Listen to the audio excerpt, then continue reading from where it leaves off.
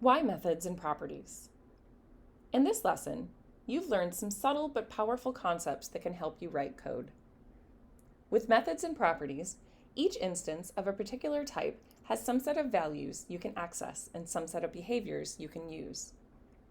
Methods and properties help break down the complexity of a large program by putting related pieces of information, properties, and work to be done, methods, together in a single self-contained package, an instance. Taking string, for example, you could write has prefix function outside of the type that takes one string to test and another string with the prefix to check for. So function has prefix, full string, a parameter that is a string, and the parameter prefix string, which is another string. This kind of function is called a top-level function because it isn't contained in anything else.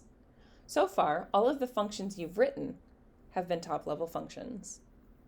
But there are significant advantages to using methods and properties over top-level functions and variables. Putting the capabilities of a type together with the type itself makes the code easier to understand.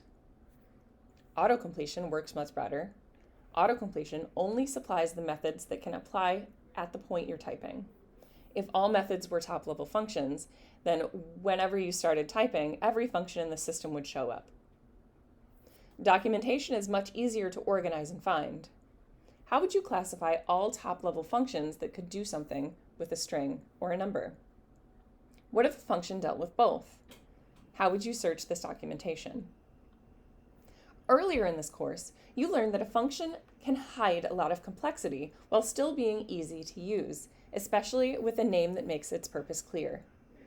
Instances with methods and properties are just an expansion of the same idea. You know that every instance of string can tell you if it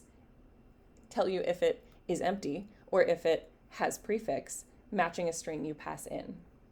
The complexity behind the instance giving you the answer is hidden. When you use strings, you just need to call the methods and properties to get the job done. The string type takes care of all the details.